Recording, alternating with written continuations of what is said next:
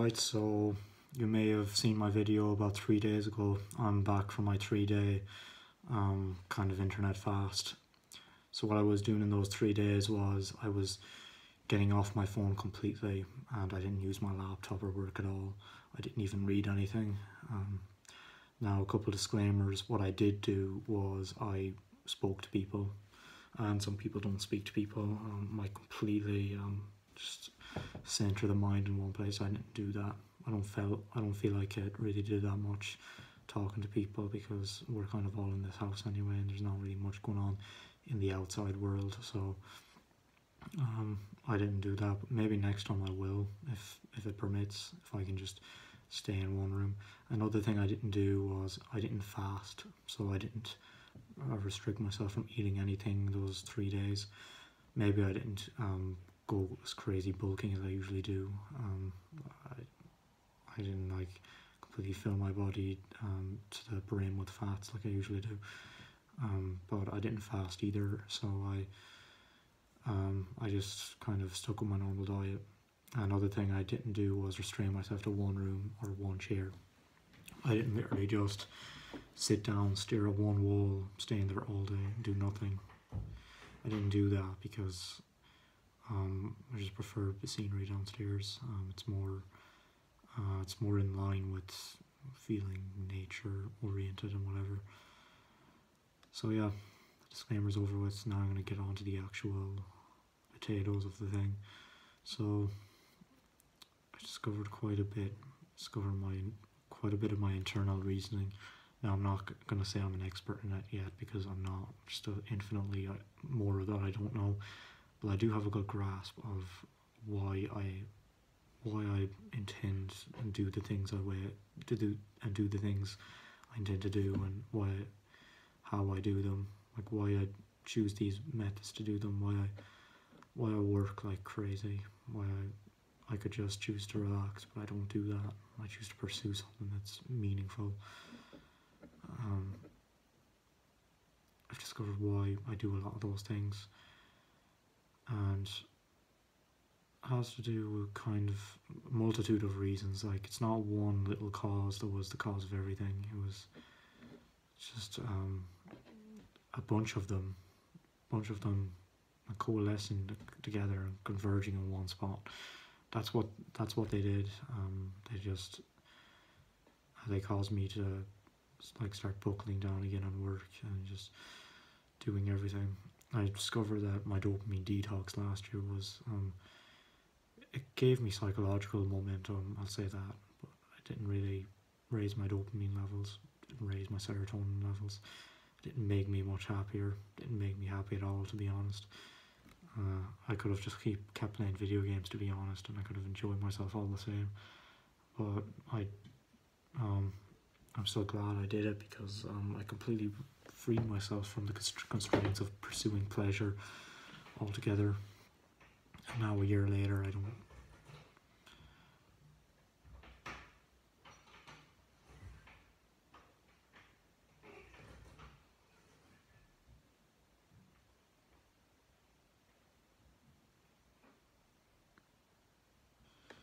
Now I don't eat chocolate, even unless it's like right there in front of me. I won't like go out of my way to buy anything that's garbage food. I just so like I freed myself from that regard, and so it gave me psychological momentum. It also encouraged me to read more books. I did that as well. I read more psychology. Again, discovering more about myself. Like, if I didn't go on that path, then I might not have found the Chimp Paradox book, and that book pretty much saved my life. Like, if I hadn't read the Chimp Paradox, I would have probably screamed a guy down the phone today, because he was being annoying. But you know, I'll get to that later. But yeah, I discovered, like, it's like when you have a thought and it seems obvious in your brain for a while, but then you have to actually take the effort to articulate it fully within your head, so that it actually passes through your mind. I hadn't been doing that so much, but I allowed myself to do it because I didn't have anything else to do on those 3 days.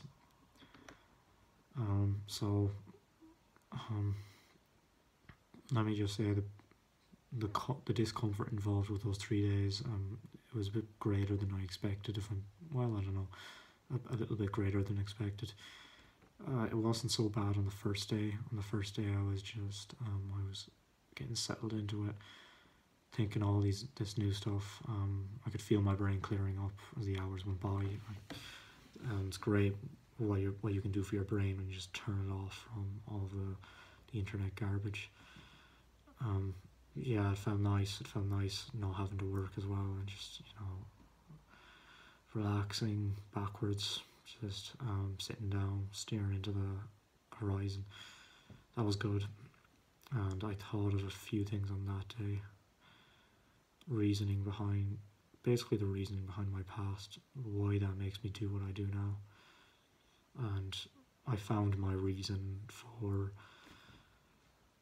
doing the business thing. It was because of a dream I had, funnily enough, like right the previous night, just the morning before I woke up, and I started this 3-day thing. Like before the first day of that, I had this dream, and it was I'm not going to go into the details now. I don't know, like I'm 19 years old, it's a bit personal, and I don't really have the conviction to reveal that much about myself on this channel yet, so I'll leave that for another time. But it revealed a lot about myself and what I was intending to do, and it gave me a reason just to think about whenever I'm going through absolutely brilliant pain.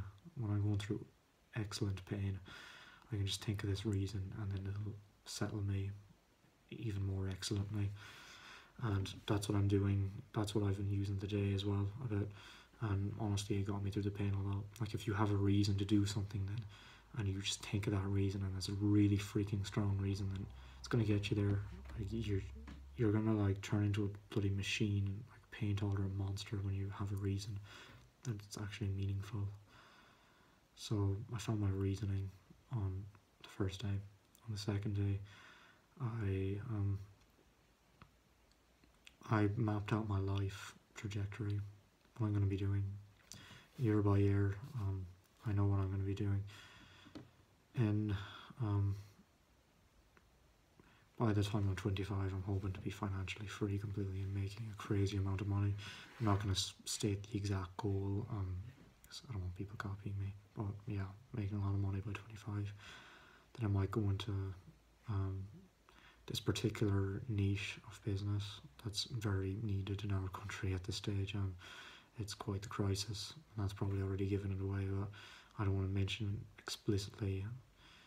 And then another thing is the thing I'm going to be doing then after that, going to be late 20s now, going into 30s, will be research into some particular thing that I've experienced mainly in childhood, and thinking about that. Then afterwards, I'm going to be likely going into talking about education and how much the system absolutely sucks for young people these days. So I'll do that for 2 years, and then I don't know, might run for something then. Again, I'm not going to mention it. It might be obvious again, but yeah, I will trump the opposition anyway, hopefully. And then after that, like I have my whole life mapped out. Like even if I live past 100, I have my life mapped out for that. If I die, then it's okay. But I'm not going to die too early anyway, or I'm not going to die too late. Like I'm not going to not have something set out for me. If I complete my goals earlier, then so be it. Anyway, getting back on, I might do something with charity from the ages of 50 to 55, and then 56 to 60, then hang around with the family. I haven't actually mentioned that I'm going to be having a family like at 35, so I'm going to be doing that. And then I might spend a couple of years in Canada after the age of 60. Then I'll go into some particular profession for 38 years until I'm 100.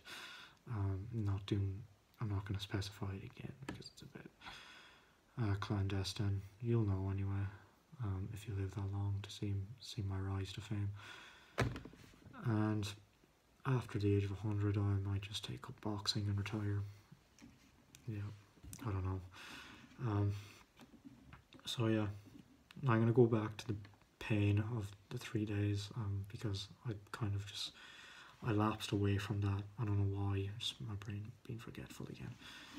I intend to give you a full disclosure about the pain of the 3 days. So it wasn't bad the first day. Second day got harder. It wasn't that enjoyable at times. Like dopamine was going way down.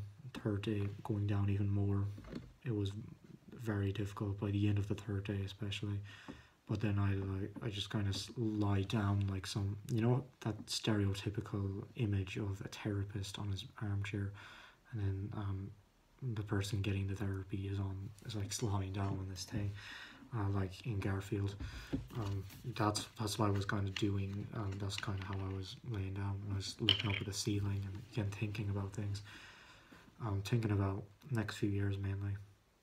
So what I went over in the second day was what I was going to do, so that was the main timeline, where I was going to go, so all the different countries I'm going to go to, and then who I want to spend it with, so friends and stuff.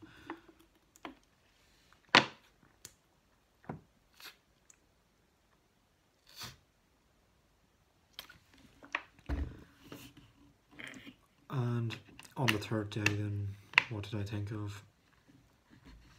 I realised a serious flaw about myself. Well, it's not like a bad flaw, it's like something that's kind of out of my control.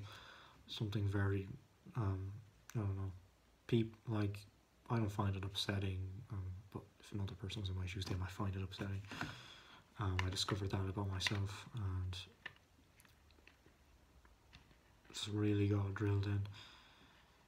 And at the end of the third day, I was, as I said, I was in pretty intense pain then upon that realisation.